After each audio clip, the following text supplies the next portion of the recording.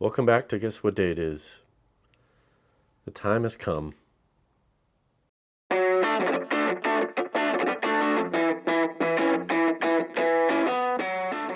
So today is Restoration Day. So we're going to tear into this Marantz 2220B. We looked at it in an episode that I will link above. So if you want to see some details on the model, some history on it, feel free to go and check that out. So this receiver is in really good shape.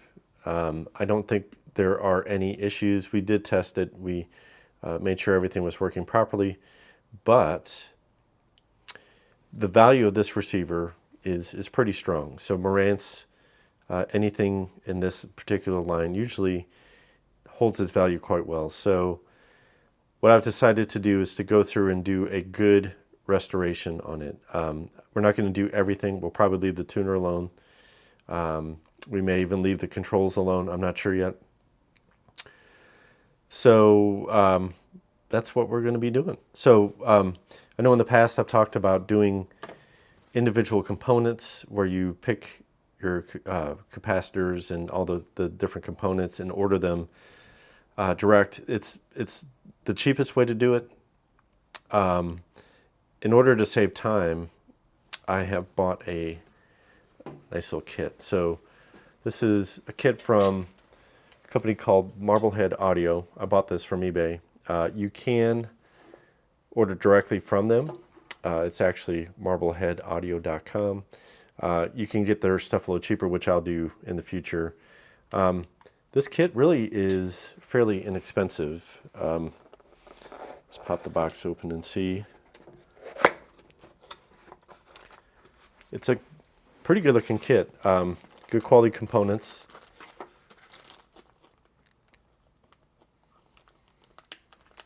Everything's marked as far as where everything goes.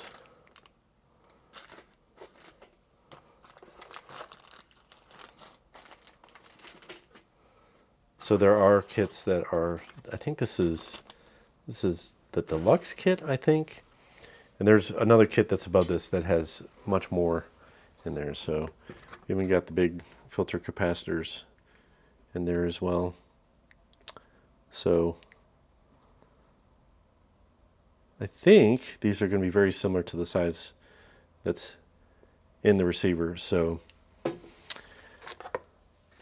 along with all the components, you also have access to service repair information. So I do have the service manual here, which I printed out. It's all in PDF form. I also downloaded the owner's manual, which will be helpful as well. I might print that out. This is not going to stay with me. I'm going to end up selling this. So that'd be nice to give that to the person that buys it after us as well. So let's pop the cover open and we'll kind of take a look at these components. I especially want to see if there's going to be any modification to have these fit where they go. So let's pop that cover off.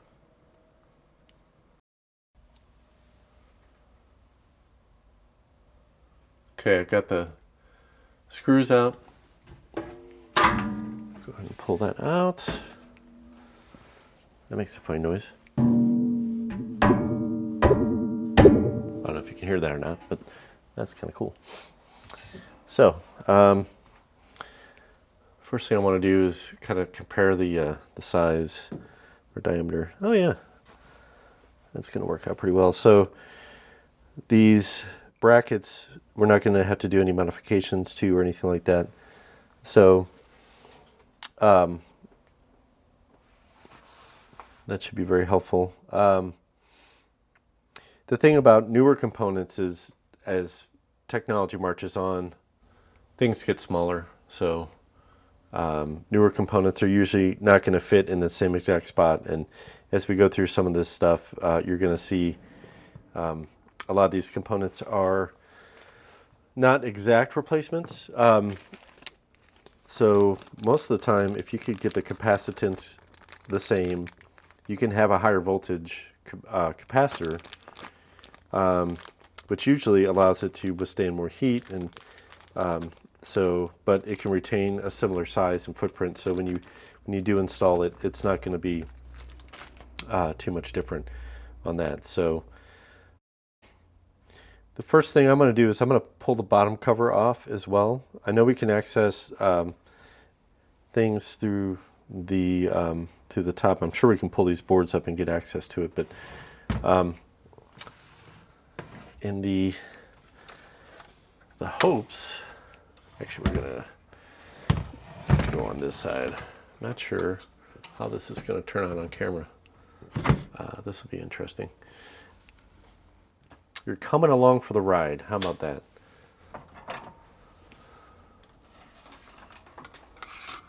I'm going to try to keep the speakers hooked up. The amp is, of course, unplugged. Anytime we do service, we want to make sure that everything is not plugged in. One way to tell if you have a good quality receiver is if you have metal bases and metal backplates. A lot of cheaper receivers will have like a fiber board or Formica or something like that, which is not real resistant to humidity or temperature changes. Obviously metal is just a far superior type of material for those kind of things. So you can see we have a very nice panel here. Hopefully you can see it. I don't know. We'll fix it in post. Isn't that what you do when you have a video? What does that mean, fix in post?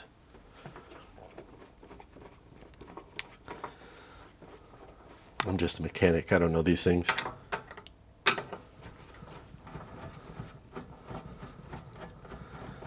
They certainly have plenty of screws.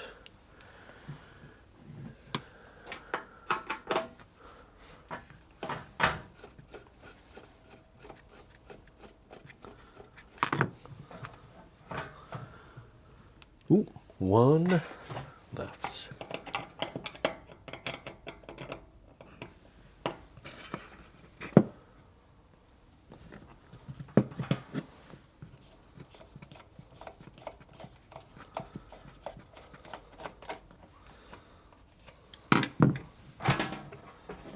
Okay.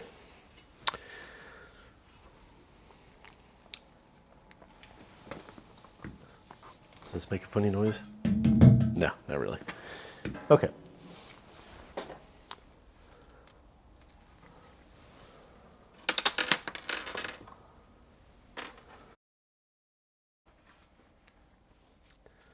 So it looks like everything is pretty accessible from underneath. So what we may end up doing, we can always pull at the board to gain access to it, but I think what we're going to end up doing is leaving it this way, because this will keep the board, I guess, solid or mounted. If we leave it up, we're going to have wires still connected, which is going to make it a challenge to get it to situate and to be straight and hold up on its own. So we'll probably end up doing it that way. Not all these boards we're going to have access to this way, so we will have to remove some of the boards to gain access to it. So let me bring it in a little closer. Okay. So that's what the back of the everything looks neat and orderly, as it should.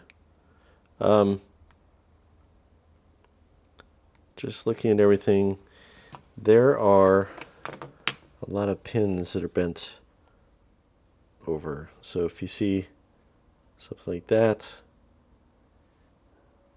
Now, from a manufacturing standpoint, it's easy to bend these tabs over so that the component stays where it needs to. Now, for me, that makes it a little bit of a challenge. So what I end up doing for the most part is with my solder sucker, there's a little tiny hole in the end. I don't know if you can see there or not. So a little tiny hole will pretty much, well, so this will be hot and melt the solder. So what pretty much do is to try to pry it up as much as you can, and with that bend it up.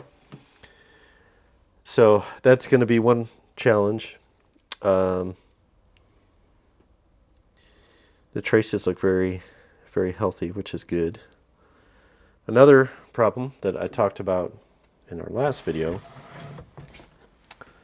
is these components are glued. So some of the bigger capacitors are glued in. So I don't know if you can kind of see right there. There's some glue. So that's going to add another layer of challenge to getting these capacitors off. So hopefully we'll be okay. So probably going to set up a different angle for you guys to kind of see what's going on.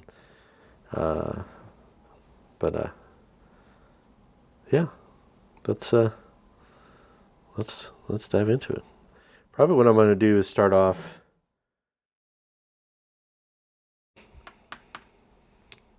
I'm not sure where we're going to start. I think I'm going to start on an easier board just to get my groove on and get practiced up. And then once I get my confidence up, we can start rolling a little faster on that. So, all right. So we've got some pretty neat details on this. So each bag has a corresponding number. So we got P800, which would be our power supply board. And then, of course, we can look up our wiring schematics for that as well. One thing of note, always mark where your components are going. Anything that is polarized, it's best to make a note of that. Most of these electrolytic capacitors are marked with a ground side. A lot of times the service manual can be wrong, or the actual etching on the board can be wrong. So as you can see, each one of these components has an outline of what it does, where the positive and negative is. Sometimes they can be printed incorrectly. So make a note of which direction your capacitor is going before you remove it, so that way you can put it in the same way. If it's working, you don't have to worry about that. If you're coming in after another technician has worked on it, that might be kind of a challenge. So don't know what to tell you on that one. So, but we're going to start off with the power supply board and go from there. So, all right. Okay, I think you can see the glue that we're going to have to take off there. It's going to be quite interesting. I don't know if I have to be extremely diligent on getting that, but we're going to do our best to see what we can do. So it took a little doing, but I got most of the glue off.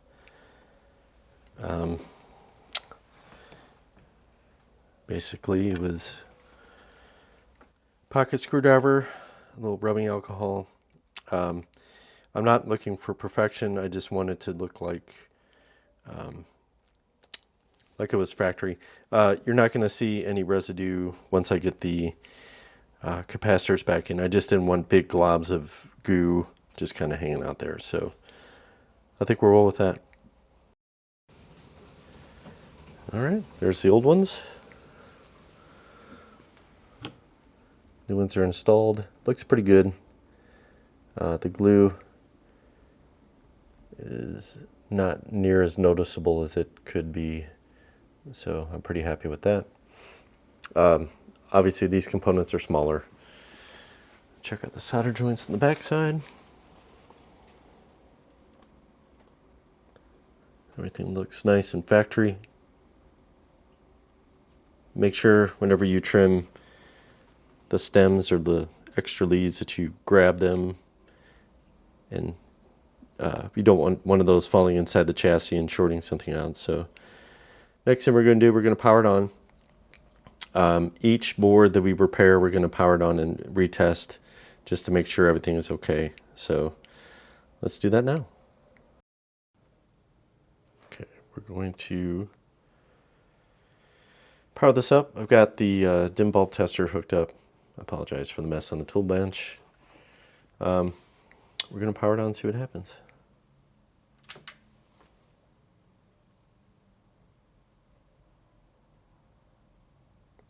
Power relay is on.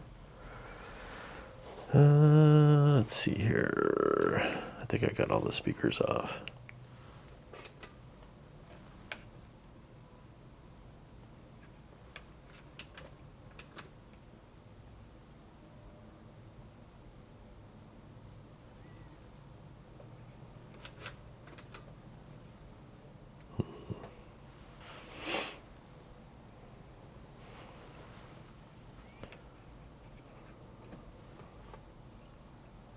Oh, you know what? Helps if we go to radio. Let's make sure that's down.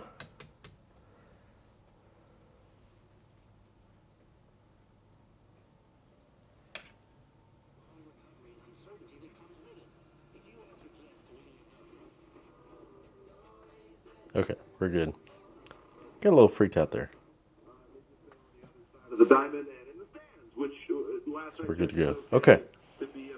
One board down, several to go. So the next board I'm going to do is the phono preamp. So work on that guy. We also have the main board, which we're going to do probably last. Well, probably second to last. And then we have the tone board, which would be up underneath, which is right there, which you can't really see. So that one, we're going to have to disassemble the front. So what I'm going to do is kind of save that one for last and get all this stuff buttoned up. And we also have the two main filter caps that we have to replace as well, so that isn't too big of a deal. I think I can find those. They're right there.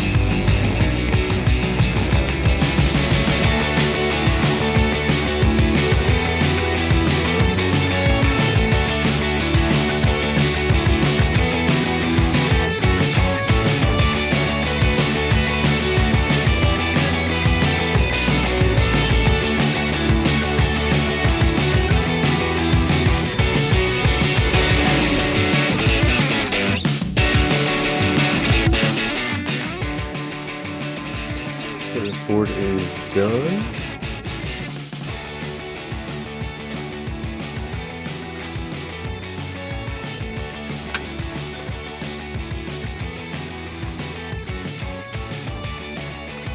Everything looks good and orderly.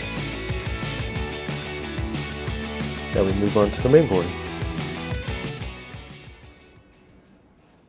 So now we need to gain access to the main board.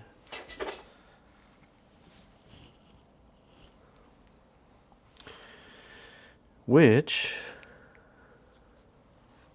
let's see.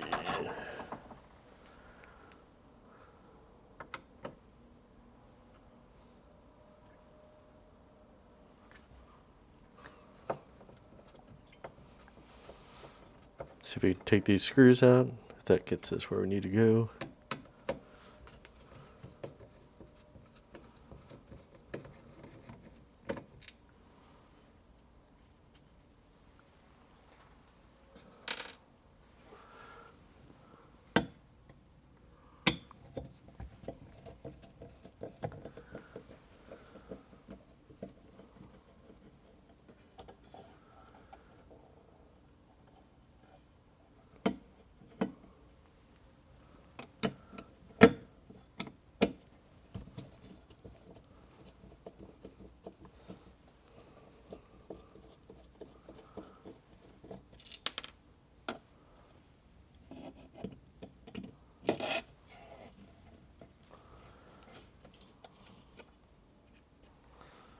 All right.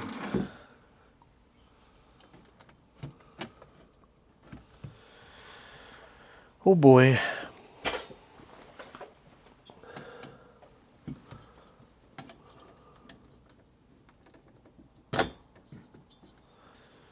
Don't have a lot of wiggle room here.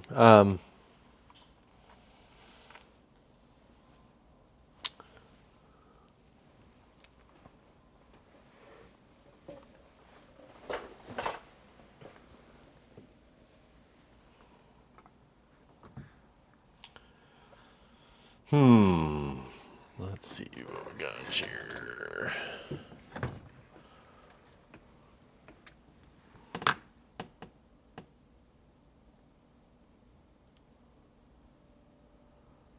See if I can get some more slack in the wires here.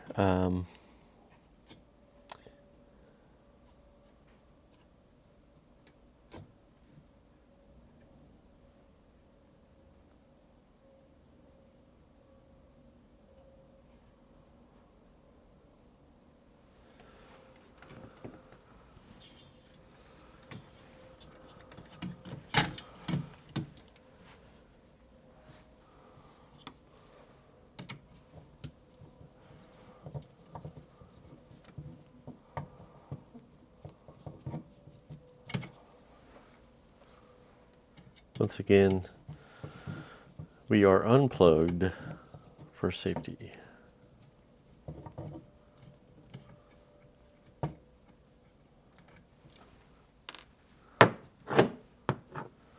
See if I can get the board away from the heatsink here and see if that helps us any.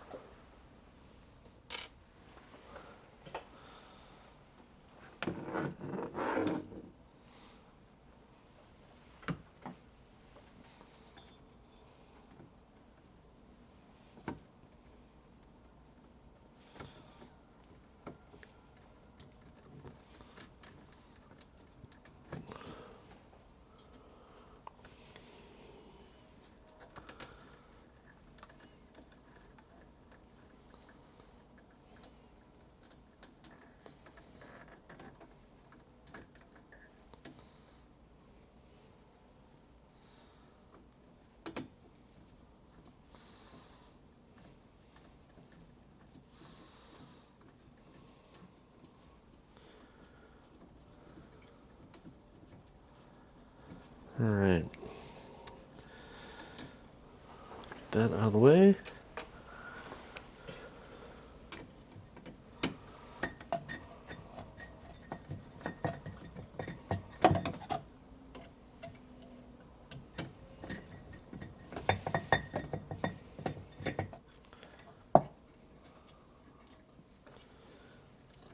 Looks like there's a standoff in the middle too.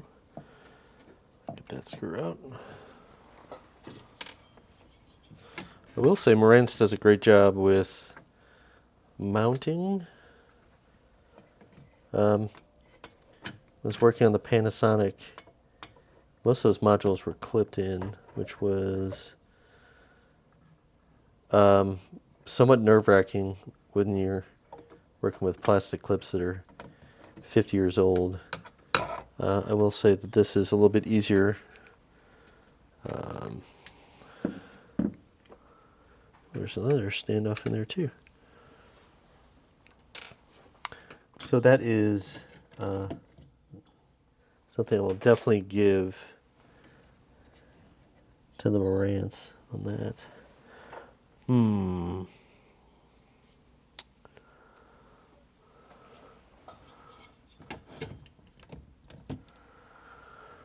One more.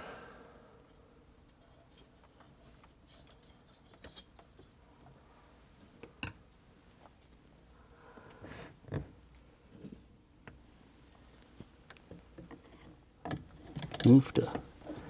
How do I get to that one?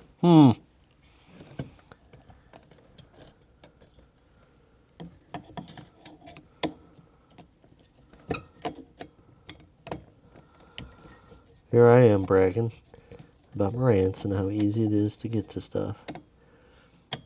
I think this board's gonna be a little bit of a challenge.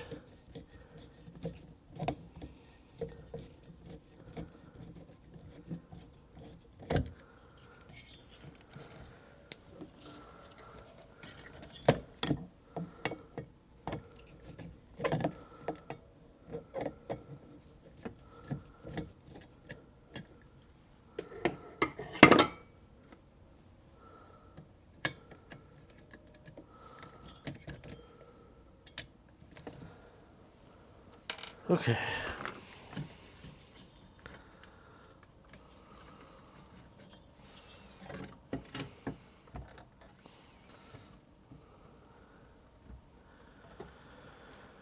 All right. Let's see. Is that a ground?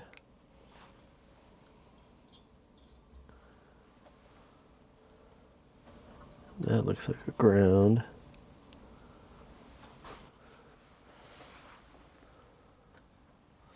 I think I can just take those screws off there and or break them loose a little bit.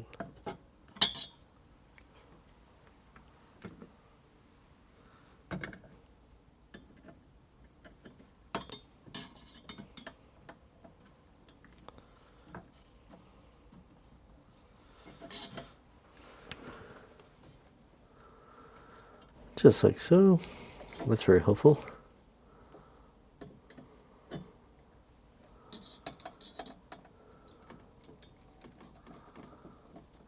The same with that one. Don't have to take the bolt all the way out. Okay, well, that helps a little bit. Let's see.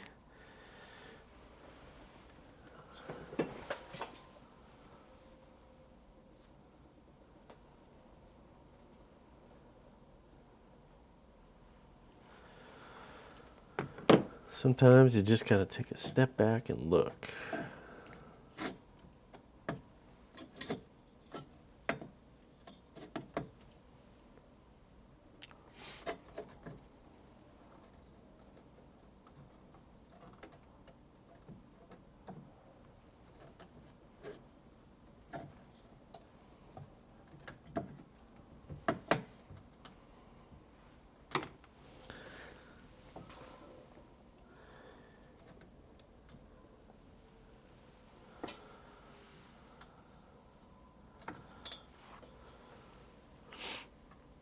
Definitely have access, but it's I do not want to take apart more than I have to. I'm always leery of unsoldering or removing components that don't need to be removed at all possible. Also want to be pretty sure that I don't mess with any of the adjustments here, so we'll kind of go from there. So I think I can work with this. So quite a few components on this board that need to be replaced. So we'll keep on plotting.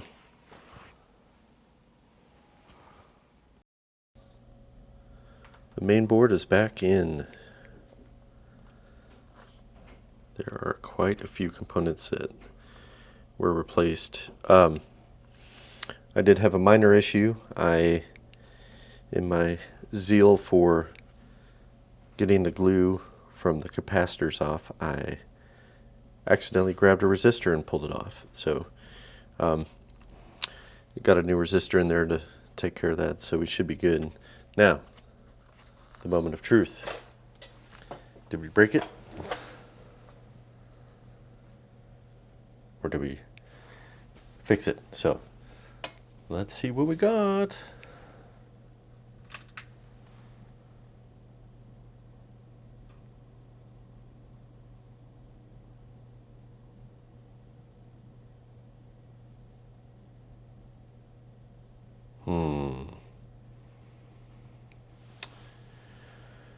The power relay did not kick on. Okay. Interesting.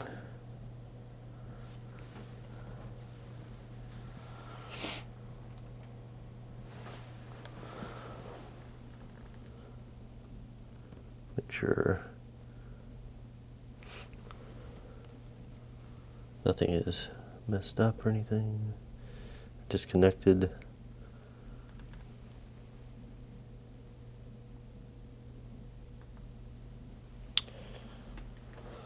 Well, this is why it's good to test after each repair. So it would be a lot harder to get through, 4 or 5 modules and then try to diagnose what happened.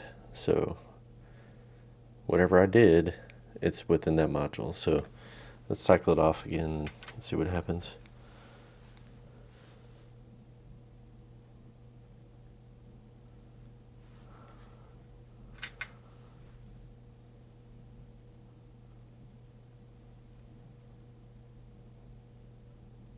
No clicky. Okay. Well, let's diagnose this and see what we got. Kind of go from there.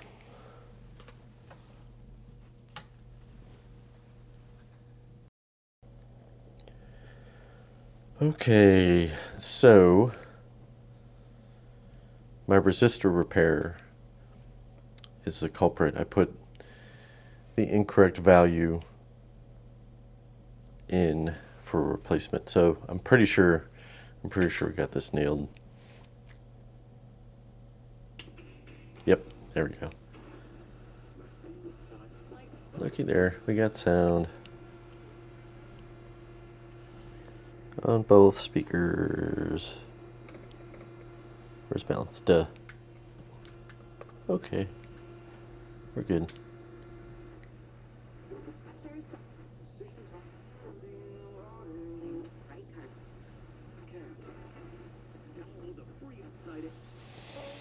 Okay, well, little lesson. Read your color codes on the resistor. Don't go by the labeling. And it's also a good idea to just check it with your meter before you put it in. So luckily I didn't spend a ton of time trying to figure that out, but definitely wasted time taking the board back out, doing my testing and all that. So there you go. It's we got one more board and the 2 big filter caps to do, and we'll be done. So let's take the front panel off so that we can access the tone board. So What I'm going to do is start pulling knobs. This will give us a good opportunity to clean them as well. Make sure there's no set screws or anything.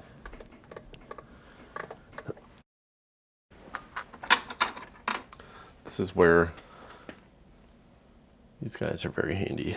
It's basically a Lego separator. Boy, that guy is tight. Sometimes it's good to have two of them. So basically what I'm using them for is kind of as pry tools. There it goes.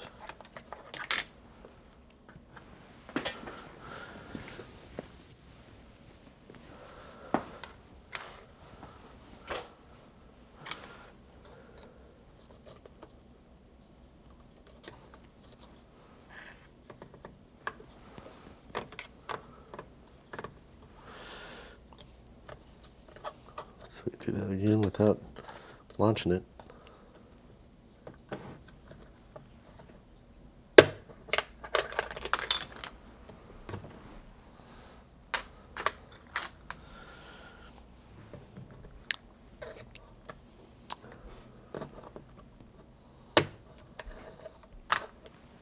It works quite well.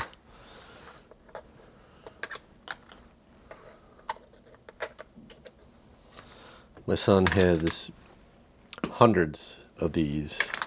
He's a Lego fanatic, and let's make sure these aren't different. Does not look like they're different, but they work quite well. All right, let's get the balance knob off.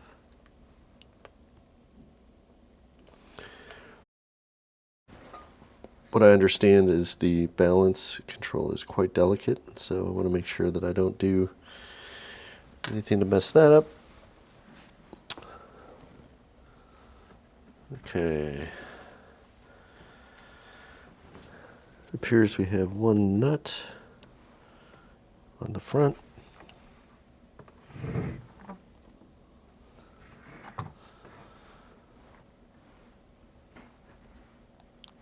Then we have these 4 screws on the front. That should get us access to that. We get some sockets here. Go over to the toolbox.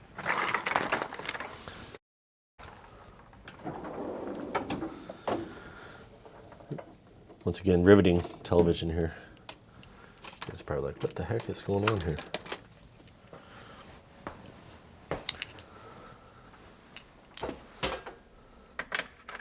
Oh, not even close. The question is this metric or standard? Being Japanese,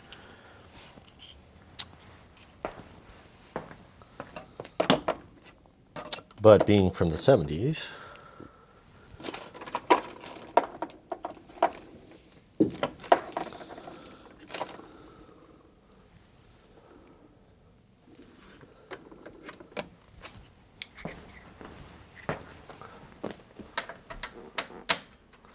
well, that's not going to answer it. 5/16 is the same as an 8mm, so it doesn't help us any, but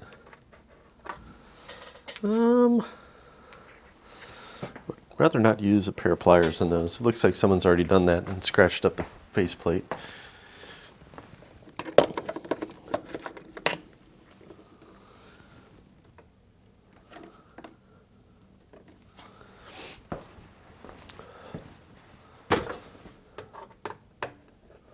Not even close.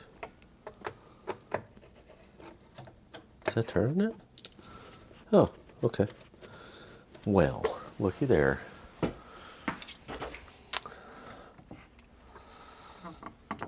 See if I can get you guys in here. I don't know if you can see it any better like this. Let's use our alcohol bottle as a prop. Looks like somebody has been in here in the past, because a lot of this stuff, I don't know if you guys can see the scratching on this faceplate there. That's probably a good thing. That means that it may have been serviced at some point in its life.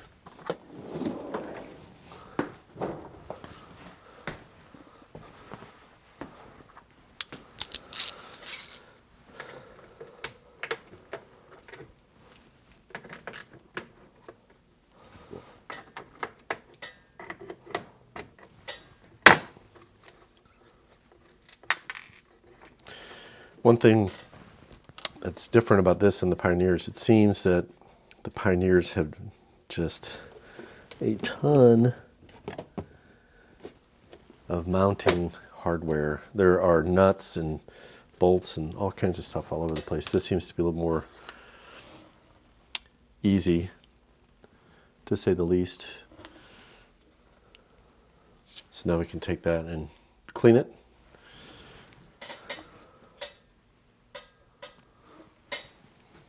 Make that pretty. Okay, now let's see how that board is mounted. Okay, I'm going to turn it on its side now.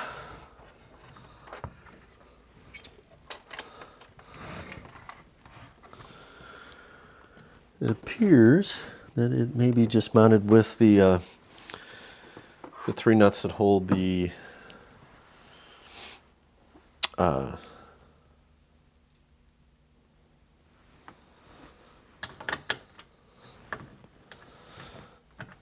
volume control on, or not the volume control.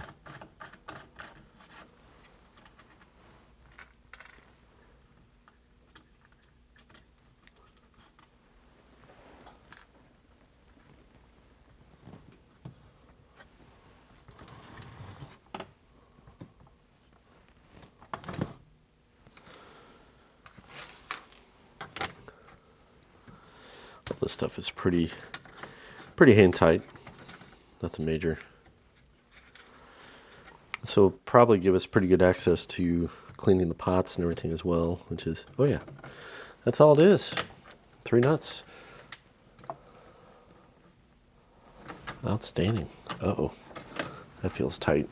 What are we doing here? That's a little concerning. Okay, we're fine.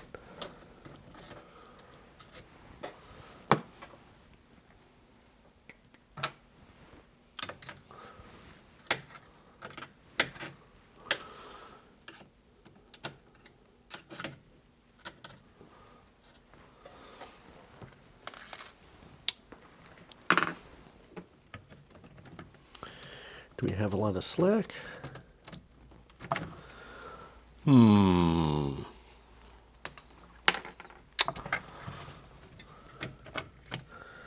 Not much slack.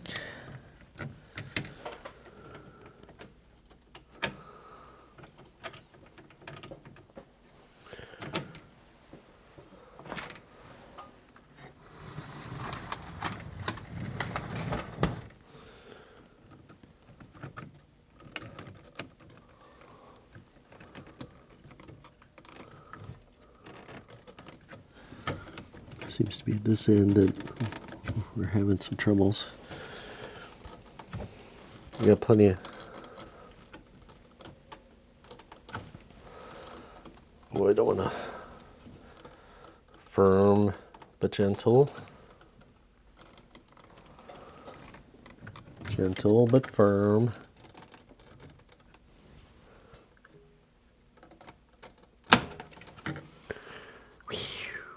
Okay.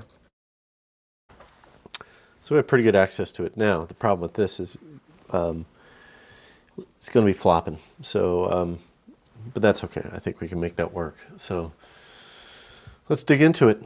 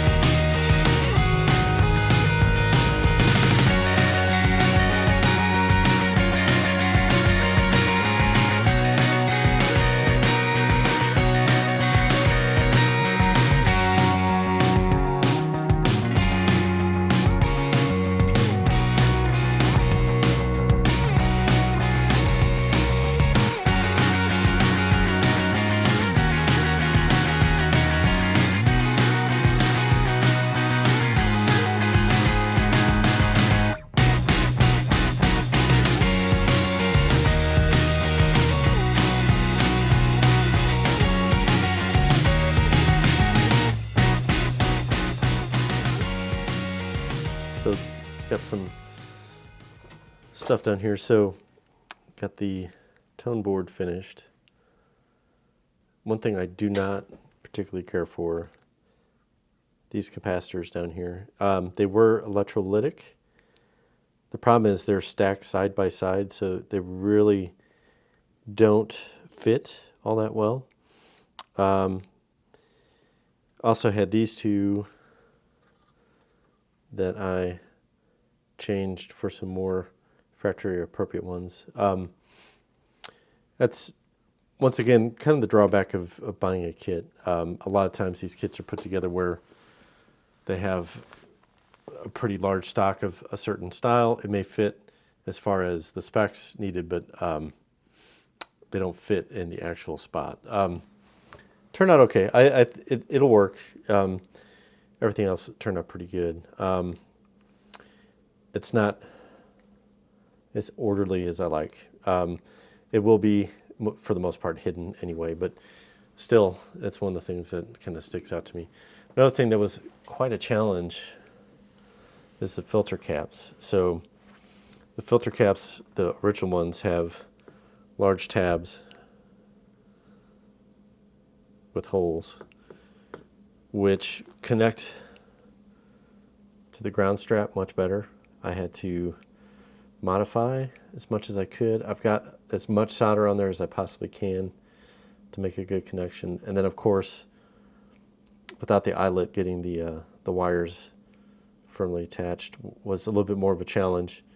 I think we're good. I think once again, it's just not as pretty as I would like. I will probably trim that one a little bit, make it look a little prettier. So once again, it was easy to have a kit and have it all prepared, but once again, there are some trade-offs. So let's try and see if we can power up again. Okay, before we get everything back in the chassis, let's power it up and let's see if everything is working. So once again, hooked up to the dim bulb. We got power.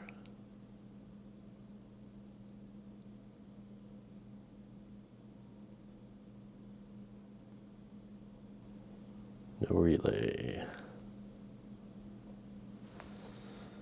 Boy, this is not going well.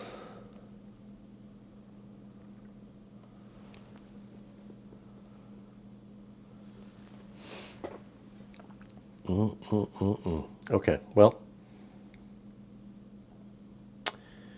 here we go again. You have to excuse my mess. I was a little intense trying to find the problem here. So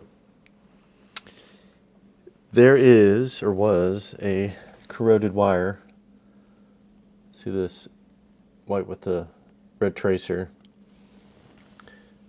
And it corroded itself off of the tab. I'm sure me messing with the board, pulling it out a couple different times probably aggravated it, but probably can't see in there. It is good to go. I'm going to fire it up real quick.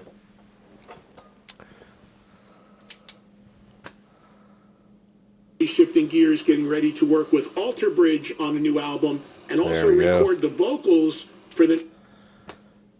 Ran through everything just to make sure. I'd already cleaned the contacts when I had the board out, so that's all good to go. So we're good. I tell you what, that's 2 times powering it on that it didn't come on. That is stressful, to say the least. But we are good to go. So next step from here is just to get it cleaned up, put it back together, and I think we're pretty much done. Well, just about had another scare. I was attempting to adjust the bias voltage. I could not get it to go below 600 millivolts on either side. The spec is 20 millivolts. That's a pretty significant difference there. So, quick Google search. I found an article on audiokarma.org. The title, my first Marantz 2220B bias and DC adjustment question mark. According to the manual, you're supposed to connect your voltmeter between with the positive on J712 and negative on J718. That is incorrect. And it also says to use J713 and J719, which is also incorrect. So the correct pin for that would be positive on J714 and J716 for the negative, and then on the opposite side, J715 and J717. So basically a couple pins off there. So significant difference. As you can see, we've got the meter on. I've got it at the spec of exactly 20 millivolts. So there you have it. I'm not going to go through how to do that. If you want to get more in depth on doing adjustments and into more finite repair, X-Ray Tony B is an excellent YouTube channel. I highly recommend checking out his stuff. He has a great deal of knowledge, and I've learned a bunch watching his videos. So there you have it. So everything is adjusted. I've done the bias voltage. I've done the DC offset. I've adjusted the power supply. I'm not going to get into any AM/FM tuner adjustments. I don't feel comfortable with that. So we didn't mess with any of that either. Everything that we've repaired is basically on the preamp and the main amp and the power supplies. So really, that stuff should be pretty good. So I think we are ready to start getting this thing cleaned up. So let's get going on that. Well, that's a wrap on this beautiful Marantz 2220B.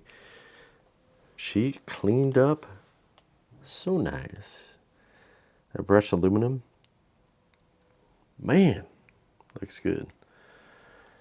Wasn't super dirty, but there was a pretty big difference. Once I got scrubbing on that faceplate, you could really tell that it was dirty. I don't think this was in a smoker's house. It's pretty clean. It doesn't have any odor or anything, which is another great thing. I think we talked about on some former episodes how commonplace that was. I mean, I'm 47.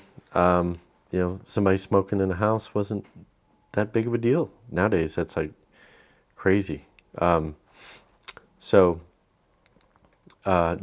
Older equipment, you always have to wonder if somebody was smoking in it. So, learned a couple things. Service manuals aren't always correct. Google searches are very handy, especially when it came to that bias voltage. I had 2 instances where the unit didn't power up fully after I did a repair. One was definitely my fault with the incorrect resistor. Second one was probably my fault also, but that corroded wire just had no chance of holding up to all the different movements. So it's a good thing we caught that. So whoever buys this will have a much better unit because of that. They're not going to have to worry about that failure coming up in the future, but solid little rig. So it's powered on. And let's see what it sounds like.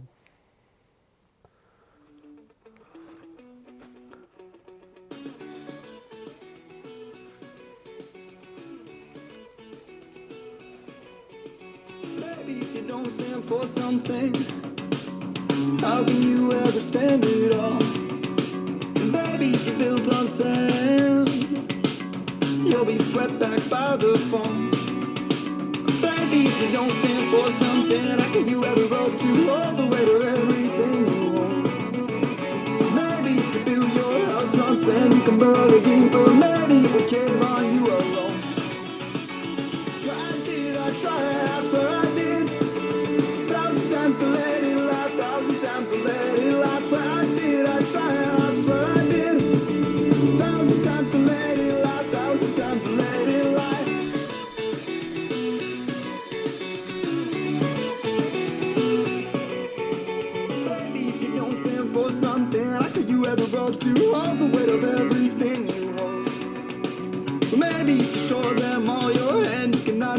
pieces, maybe you could take it back and forth. You said it was all in the Easter, ain't something you said you could feed her. She said she was nothing but eager, then you said couldn't believe her, ain't something you said you could feed her. She said it was all just a leader, then you said, swear I did, I swear I did. Man, the thing is crystal clear. Super happy with this. This is going to make somebody very, very happy. Even through these sacrificial speakers, it sounds fantastic. So, well, that's going to do it for this episode of Guess What Day It Is. Thanks again for watching. I really appreciate it. Remember to hit that subscribe button, hit the like button. Throw me a comment down there. Did I do a good job with this thing? Let me know what you think. I like criticism, both good and bad.